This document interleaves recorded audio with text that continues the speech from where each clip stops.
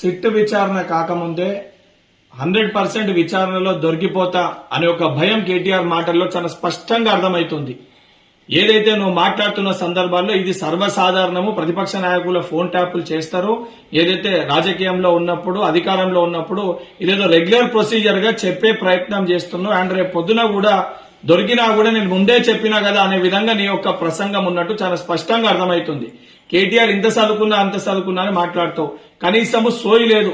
Phone tapping అనేది దేశ విద్రోహ శక్తులది, అంటే దేశ సంఘ విద్రోహ శక్తులది.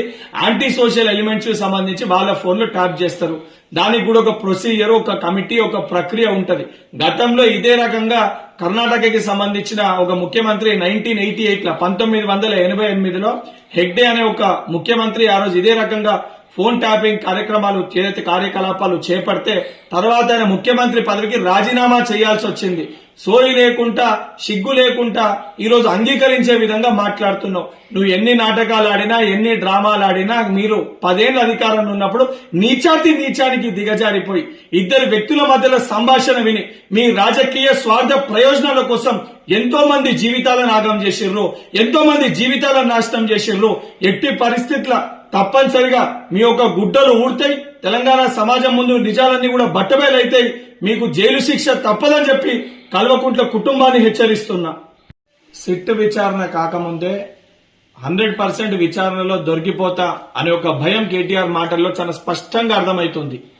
ఏదైతే నువ్వు మాట్లాడుతున్న సందర్భాల్లో ఇది సర్వసాధారణము, ప్రతిపక్ష నాయకుల ఫోన్ ట్యాపులు చేస్తారు. ఏదైతే రాజకీయంలో ఉన్నప్పుడు, అధికారంలో ఉన్నప్పుడు ఇదేదో రెగ్యులర్ ప్రొసీజర్ గా చెప్పే ప్రయత్నం చేస్తున్నావు. అండ్ రేపు పొద్దున కూడా దొరికినా కూడా నేను ముందే చెప్పినా కదా అనే విధంగా నీ యొక్క ప్రసంగం ఉన్నట్టు చాలా స్పష్టంగా అర్థమవుతుంది. కేటీఆర్ ఇంత చదువుకున్నా అంత చదువుకున్నా అని మాట్లాడుతావు, కనీసము సోయి లేదు. ఫోన్ ట్యాపింగ్ అనేది దేశ విద్రోహ శక్తులది, అంటే దేశ సంఘ విద్రోహ శక్తులది. యాంటీ సోషల్ ఎలిమెంట్స్ కి సంబంధించి వాళ్ళ ఫోన్లు ట్యాప్ చేస్తారు. దానికి కూడా ఒక ప్రొసీజర్, ఒక కమిటీ, ఒక ప్రక్రియ ఉంటది.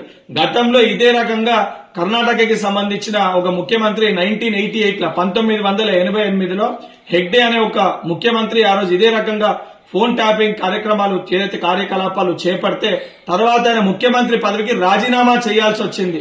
సోయి లేకుండా, సిగ్గు లేకుండా ఈరోజు అంగీకరించే విధంగా మాట్లాడుతున్నావు. నువ్వు ఎన్ని నాటకాలు ఆడినా, ఎన్ని డ్రామాలు ఆడినా, మీరు 10 ఏళ్ల అధికారంలో ఉన్నప్పుడు నీచానికి దిగజారిపోయి ఇద్దరు వ్యక్తుల మధ్యలో సంభాషణ విని మీ రాజకీయ స్వార్థ ప్రయోజనాల కోసం ఎంతో మంది జీవితాలను ఆగం చేసిర్రు, ఎంతో మంది జీవితాలను నాశనం చేసిర్రు.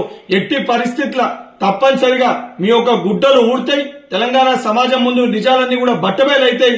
మీకు జైలు శిక్ష తప్పదని చెప్పి కల్వకుంట్ల కుటుంబాన్ని హెచ్చరిస్తున్నా. సిట్ విచారణ కాకముందే 100% విచారణలో దొరికిపోతా అనే ఒక భయం కేటీఆర్ మాటల్లో చాలా స్పష్టంగా అర్థమవుతుంది. ఏదైతే నువ్వు మాట్లాడుతున్న సందర్భాల్లో ఇది సర్వసాధారణము, ప్రతిపక్ష నాయకుల ఫోన్ ట్యాపులు చేస్తారు. ఏదైతే రాజకీయంలో ఉన్నప్పుడు, అధికారంలో ఉన్నప్పుడు ఇదేదో రెగ్యులర్ ప్రొసీజర్ గా చెప్పే ప్రయత్నం చేస్తున్నావు. అండ్ రేపు పొద్దున కూడా దొరికినా కూడా నేను ముందే చెప్పినా కదా అనే విధంగా నీ యొక్క ప్రసంగం ఉన్నట్టు చాలా స్పష్టంగా అర్థమవుతుంది. కేటీఆర్ ఇంత చదువుకున్నా అంత చదువుకున్నా అని మాట్లాడుతావు, కనీసము సోయి లేదు. ఫోన్ ట్యాపింగ్ అనేది దేశ విద్రోహ శక్తులది, అంటే దేశ సంఘ విద్రోహ శక్తులది.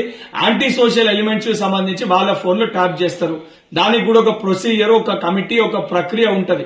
గతంలో ఇదే రకంగా కర్ణాటకకి సంబంధించిన ఒక ముఖ్యమంత్రి 1988లో హెగ్డే అనే ఒక ముఖ్యమంత్రి ఆ రోజు ఇదే రకంగా ఫోన్ ట్యాపింగ్ కార్యకలాపాలు చేపడితే తర్వాత ఆయన ముఖ్యమంత్రి పదవికి రాజీనామా చేయాల్సి వచ్చింది.